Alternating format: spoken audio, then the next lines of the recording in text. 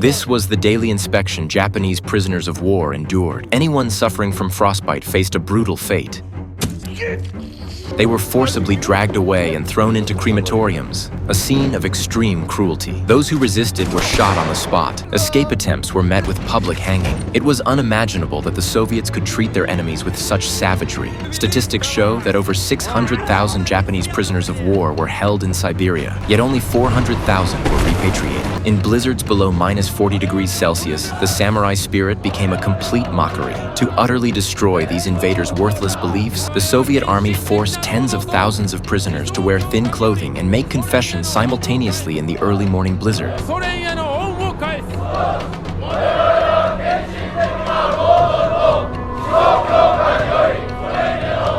Next, Tatsuo was forced to trample the Japanese flag as gratitude for the Soviets sparing his life. As the officer among these prisoners, he attempted to invoke international conventions for negotiation, trying to rally his men's morale. Hearing such words from a Japanese mouth struck the Soviet commander as utterly laughable. He refused to waste words on him, instead subjecting Tatsuo to a brutal beating before hanging him in midair as a public spectacle. All traces of their former arrogance vanished. Even in this state of utter humiliation, they could only cling to a miserable existence. Their next ordeal was forced labor as lumberjacks in Siberia, enduring temperatures of -40 degrees Celsius. They worked 18 hours a day, and at night, the Soviet soldiers kindly conducted physical inspections. Anyone found with frostbite was immediately dragged away and sent to the crematorium for re-education. To maintain the prisoners' physical condition, the Soviets rationed them to 1 meal a day. Considering their health, the Soviets went to great lengths. Yet despite such generous treatment, some prisoners still attempted escape. The Soviets would hang these fugitives until they froze into ice sculptures, a warning to the ungrateful. Not all prisoners were Japanese. Some were Koreans, conscripted by the Japanese into forced labor. The Soviets distinguished between allies and enemies. Higher command ordered the separation of Koreans and Japanese, assigning Koreans to oversee the Japanese prisoners. This decision delighted the Koreans. Though they had fought alongside the Japanese soldiers had always treated them with contempt, beating and cursing them like animals. Now finally standing on equal footing, the Koreans began relentlessly retaliating against and humiliating the Japanese prisoners. Little did they know, a grand spectacle was about to unfold.